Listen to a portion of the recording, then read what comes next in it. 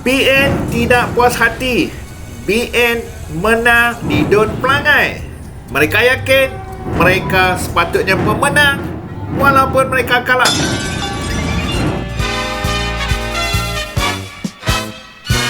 Assalamualaikum, salam sejahtera. Kembali bersama saya dalam ulasan Madani 2 petang. Sah calon Barisan Nasional Amiza Abu Adam telah memenangi pilihan raya kecil Dun Pelangai semalam. Beliau mendapat 7,324 undi, menewaskan calon Perikatan Nasional Kasim Selamat yang mendapat 4,375 undi, dan seorang lagi calon bebas, Hasli Helmi, mendapat hanya 47 undi, hilang wang deposit. Amiza menang dengan memperolehi majoriti 2,949, kurang berbanding dalam PRU 15 lalu yang mana calon BN Johari Harun menang dengan majoriti 4,048. Itu kata kita, tetapi tidak kepada pemimpin-pemimpin Perikatan Nasional yang tidak mahu mengaku kalah di Pelangai. Bagi mereka, mereka kalah dalam menang kononnya.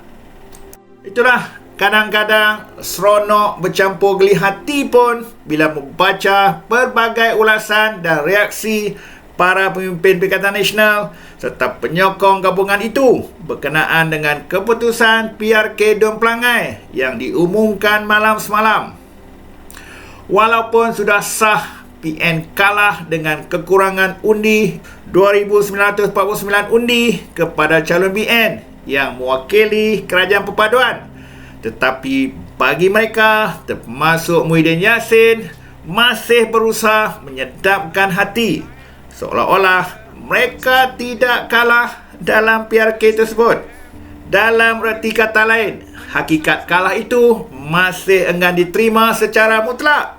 Setidak-tidaknya yang boleh diterima barangkali ialah PN kalah dalam menang kononnya.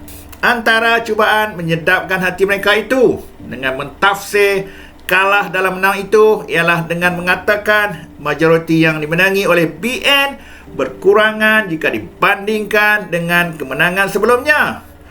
Peningkatan sokongan BN hanya sebanyak 16 undi jika dibandingkan dengan PRU 15 lalu.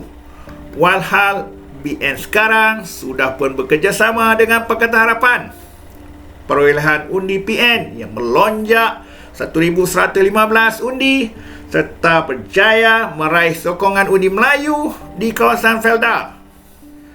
Mereka juga menyebut oleh kerana BN dan PH sudah bekerjasama di mana pada PRU 15 lalu, campuran kedua-dua undi berjumlah 9,339, tetapi dengan hanya memperolehi undi sebanyak 7,324 pada PRK kali ini, maka BN telah ditafsirkan tidaklah menang dalam arti kata yang sebenarnya.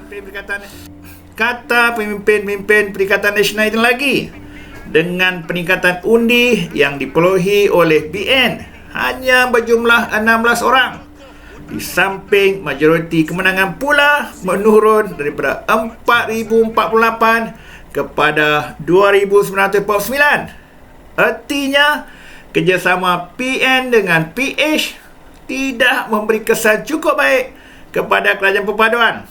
Walaupun menang, kata mereka, BN sebenarnya boleh dianggap telah kalah atau menang dalam kalah. Seterusnya, dengan membandingkan peningkatan undi PN sebanyak 1,115, ada pemimpin mereka berhujah bahawa gabungan PHBN masih belum selamat nasibnya pada PRU 16 yang akan datang. Kemudian, mereka juga berhujah kemenangan BN juga dicapai kerana banyak janji bantuan, malah dikatakan Menteri Besar Pahang Wan Rosti Wan Ismail setiap hari berkampung di Pelangai sejak hari penamaan calon lagi. Sebab itulah BN menang, Kalau tidak, belum tentu juga, kata mereka. Rasanya sehingga 2-3 minggu lagi kita masih boleh mendengar hujah-hujah kalah dalam menang ini daripada pemimpin dan penyokong Perikatan Nasional ini apabila bercakap berkenaan dengan PRK Pelangai. Susah benar nampaknya mereka hendak mengakui hakikat kalah tetap kalah, meskipun apa sekalipun hujah yang cuba dikeluarkan untuk menterbalikkan keputusan yang telah diumumkan. Bahkan jika siang malam mereka bercakap dengan hujah yang sama, keputusan PRK Pelangai tetap sama seperti yang diumumkan dan tidak mungkin boleh berubah lagi. Cuma satu perkara saja perlu PN sedar.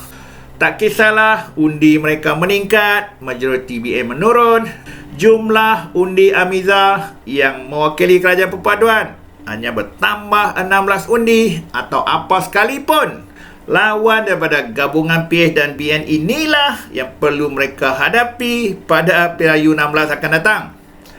Meskipun majoriti kemenangan BN menurun dan undi BN juga tidak banyak bertambah dengan majoriti 2,949 itu, bolehkah PN menukarnya menjadi kemenangan kepada mereka pada Pirayu yang akan diadakan 4 tahun lagi? Jika tiada harapan untuk menukarkan, bukan sahaja di Pelangai tetapi juga banyak kawasan pilihan raya lain yang komposisi pengundinya hampir sama.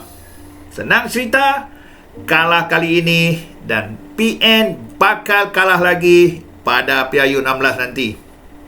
Sekian daripada saya untuk ulasan kali ini yang diadaptasikan daripada tulisan Syahuddin Hussein seperti mana yang disiarkan di akaun Facebook beliau.